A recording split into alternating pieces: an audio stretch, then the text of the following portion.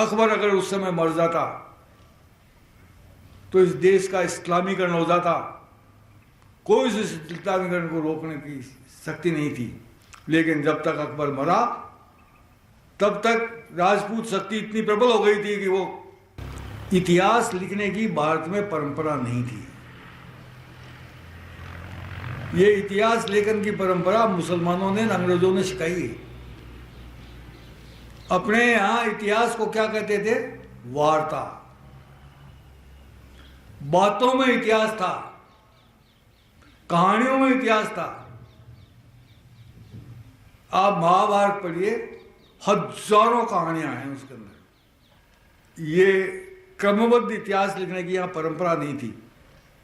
इसलिए जब ये इतिहास लिखने की परंपरा चली तो हमारी जो इतिहास की परंपरा थी वो टूट गई। और ये दुनिया जैसा झूठा पाखंड इतिहास लिखती है, वैसा ही हमारे यहां भी इतिहास लिखा जाने लगा। इतिहास लिखने के पहले कौन सा देश है, क्या परिस्थिति है, उसमें किस समाज की क्या स्थिति है, इस सब का मूल्यांकन पहले होना चाहिए। उसके बाद इतिहास लिख करके उसका विश्लेषण होना चाहिए। लेकिन ये इस देश के अंदर हुआ ही नहीं। इस देश में तो जिस किसी ने जो कुछ लिख दिया उसी की नकल होती चली गई। आपको एक उदाहरण बताता हूं।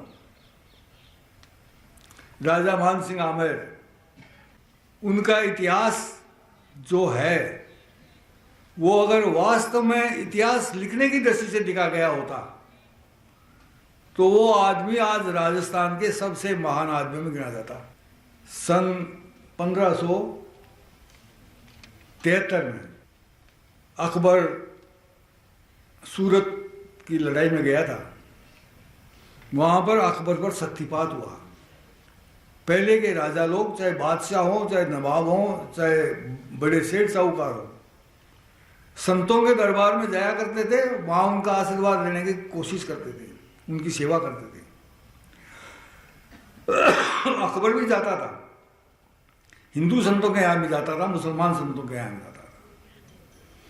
तो उसके किसी संत की कृपा से शक्तिपात हो गया और वो पागलपने की स्थिति में आ गया।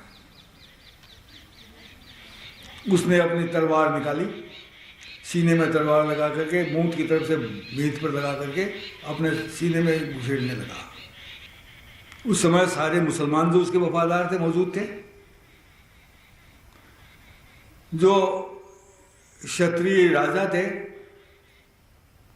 कम थे, वो भी मौजूद थे। किसी ने अकबर को बचाने की कोशिश नहीं की।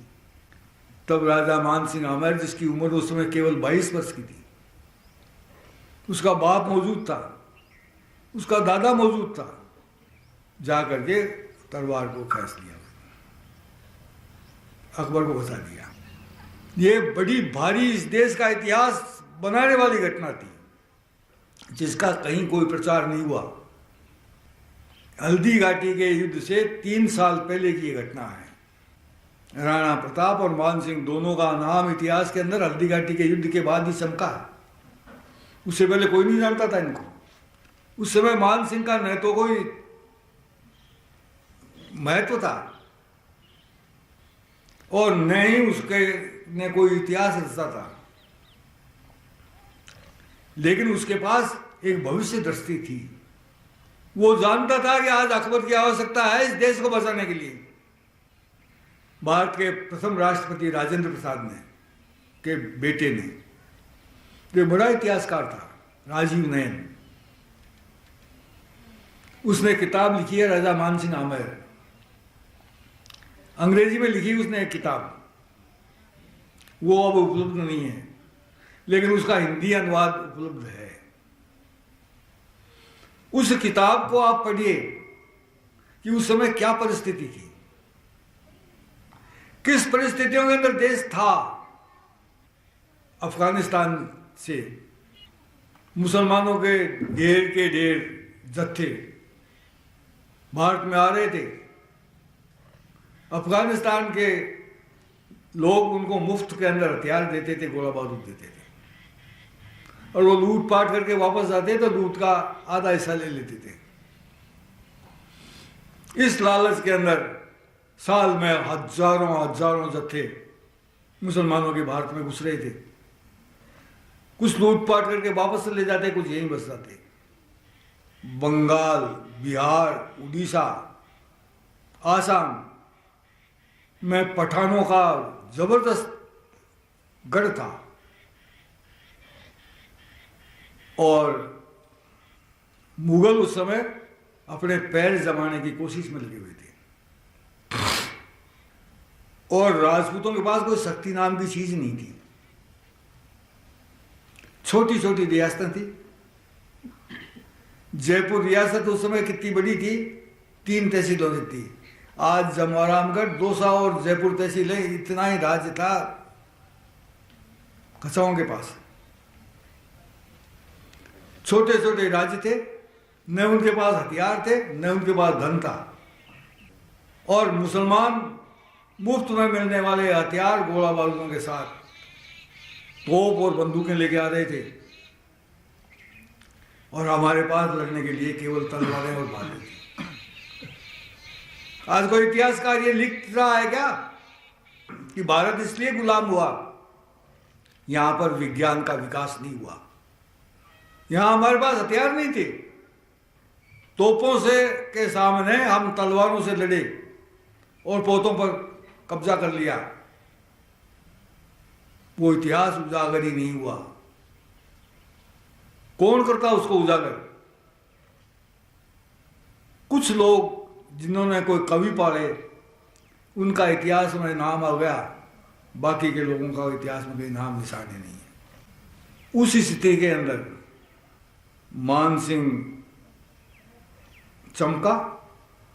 हल्दी घाटी के युद्ध के बाद अकबर ने उसको सेनापति बनाया और अफगानिस्तान पर विजय करने के लिए उस अकेले को सेनापति बना के भेजा। वहां उसने कब्जा किया अफगानिस्तान पर।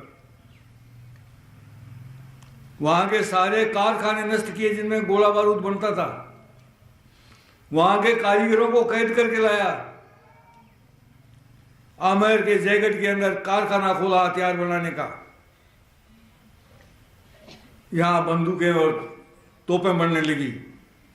दूसरे राजाओं को भी वो कारीगर दिए, उनके पास भी तोपें और बंदूकें बनने लगी। तब राजपूत शक्ति पुनर्जीवित हुई। ये पुनर्जीवन का काल चल रहा था। तब मुसलमान सारा सचेत हो गया और सारे मुसलमानों ने कहा इस मान सिंह को बुलाओ अफगानिस्तान से वापस। ये मुसलमानों को काट रहा है। ये वो पठान नहीं कह रहे थे जिनको वो काट रहा था, ये वो मुगल कह रहे थे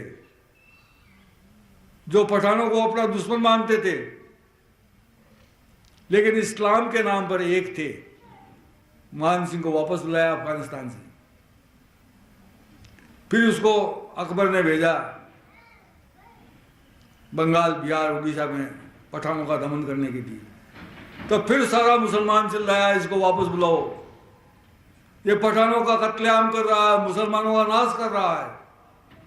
लेकिन जब तक अकबर मरा तब तक राजपूत शक्ति इतनी प्रबल हो गई थी कि वो मुगलों की शक्ति के बराबर हो गई थी।